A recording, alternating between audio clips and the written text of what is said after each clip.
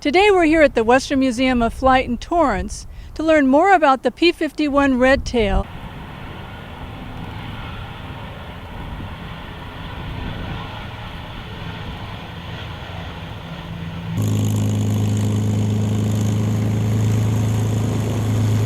I'm here with Brad Ling, who just flew this P-51 Mustang Red Tail in.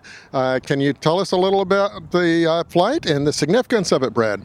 Sure. The airplane is based with the CAF Southern Minnesota Wing in Minneapolis.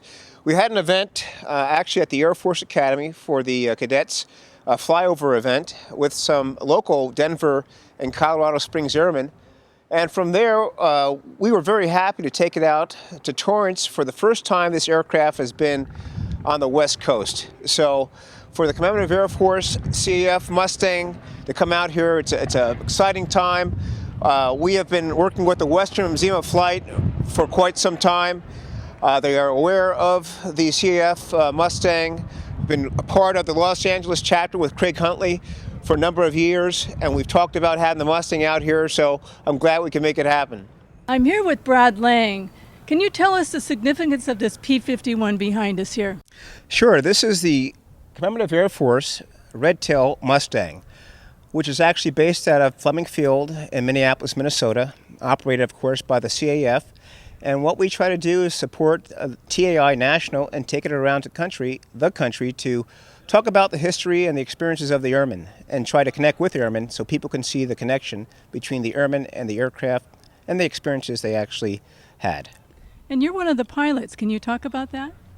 It's a great honor and a privilege to fly the aircraft around the country. My father was a Tuskegee Airman who didn't fight in the war but spent a number of years down there with the Brigadier General Noel Parrish. There are 4 pilots on this aircraft, myself, Doug Rosendahl, Paul Stolkoff, and Al Miller, and we're very happy to take it around to the air events and shows. Isn't this the first time it's been in California? Absolutely. For many years, we've talked about having a presence out here, and I had an event 2 weeks ago at the Air Force Academy, which was halfway to California, and with the Western Museum of Flight, they were very, very hospitable and gracious to host us while we're out here for about 2 weeks. What drew you to flying, Paul? My initial interest was my father. We used to go out to the airport in Newark, New Jersey, and watch the airplanes come in, and from there I got into modeling. I still fly RC airplanes. And after that, I eventually got into flying professionally with Delta Airlines. Well, can we have a closer-up look of this P-51, and can you tell us a little bit of the history close-up, as well as can we see the cockpit? Yes, absolutely. Well, the airplane is powered by the Rolls-Royce Packard-built Merlin engine. Develops about 1,500 horsepower. Most of the Mustangs after the A, all of them had the Merlin engines on them. Now, for those of you who want to know a little bit more about the differences between the B and the C model, they're actually identical. The only difference is where they were built.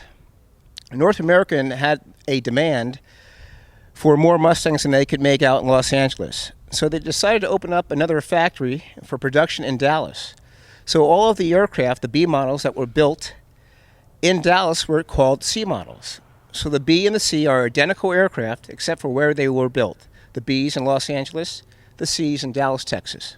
The belly scoop on the P-51 Mustang gives it a very, very distinctive silhouette, if you will. And right behind me, you actually get a good view of the distinctive scoop for the radiator and oil cooler. Now, the Achilles heel of the aircraft was actually the radiator. If you were flying low and someone got a lucky shot into your cooling system, that would cause all the fluid to leak out, your engine would overheat, and you'd probably have a seizure. But at altitude, that was less likely to happen. The aircraft actually produced a little bit of thrust from the scoop, about 200 pounds. And that's one of the things that you see when you see that distinctive profile. You always think to yourself, if there's that radiator, it must be a P-51. When we originally decided to paint this aircraft, we were going to model it after Jug Turner's P-51C, Skipper's Darling. But later on, we thought it would be a better idea to pay homage to the entire group by having markings from all of the fighter squadrons which made up the 332nd. So on the fuselage, you'll see that small A, which is part of the 99th. And moving forward, the various markings you'll see also were from the 100th Fighter Squadron, the 301st, and the 302nd. So altogether, we've got a composite paint scheme representing all of the fighter groups from the 332nd Fighter Group. Next to the CAF logo, we have the By Request. By Request pays homage to Benjamin O. Davis's request to the fighter group to escort the bombers. Initially, back when the Tuskegee Airmen were flying their missions, they had such a successful escort rate in terms of protecting the bombers that they were requested by other bomber groups who didn't know they were actually African-American aviators. Benjamin O. Davis told his fighter squadrons to strictly protect the bombers without going after the fighters and trying to become an ace. And eventually, the white bomber crews were requesting the Tuskegee fighter pilots from the 332nd. When we look at the empennage of the aircraft, we have the famous red tail. Mustang fighter squadrons, and for that matter, fighter squadrons, were actually given different color schemes so they could be readily identified in their different theaters. The Tuskegee pilots were assigned red paint to their tails, and that's why they became known as the Red Tail Angels. So all of the Mustangs from Tuskegee either have a lot of red paint or some portion of that tail painted red, signifying they are part of the 332nd Fighter Group. Earlier we mentioned that the aircraft has a composite paint scheme. The first group, Fighter Squadron, they were the 99th Fighter Squadron, and they actually had dissimilar size markings in terms of numbers and letters. So for the 99th Squadron, Fighter Squadron, we have the small A. And that's why you see on this aircraft the small A, and the other letters or numbers are actually bigger. The C model Mustang is known for its distinctive canopy.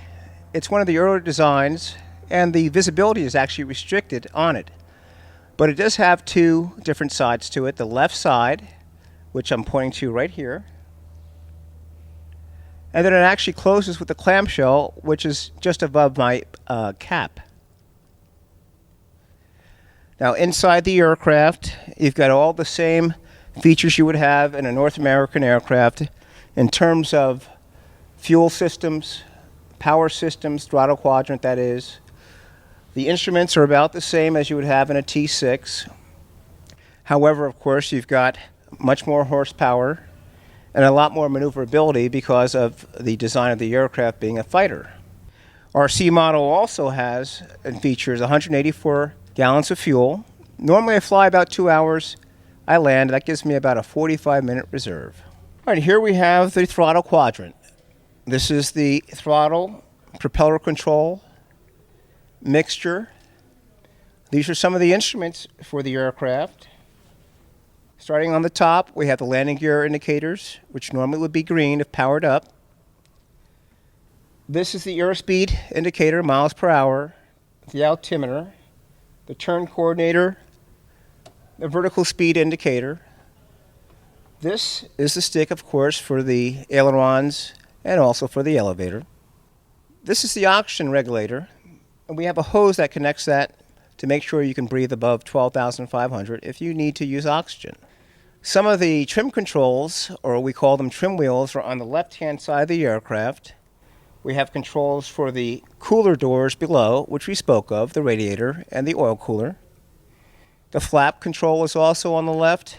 On the right side, we have some of the electrical equipment, battery, alternator. The radios are below the battery switches and the alternator switches. We also have an emergency hydraulic pump lever in case we lose our engine-driven hydraulic pump. Some of the other features inside this aircraft, which you don't have normally, would be the rear seat. Back in World War II, we had a lot of radio equipment, which isn't necessary nowadays. So that gives us the option of putting in a rear seat to take up passengers. Brad, thank you for giving us the walk around of this P-51 and telling us about the significance. Are there any last words? Yes, I actually like to thank Cindy Maka, Dana, Aaron from the Western Museum of Flight for having us here. It's been a pleasure working with the Western Museum of Flight. And also for the future, we're developing a trailer to take out on the road to non-aviation sites so we can talk more about the history of the airmen. And also, if you have any questions, go to redtail.org or the Commemorative Air Force.org website to find out more about what your CAF chapter is doing in your state.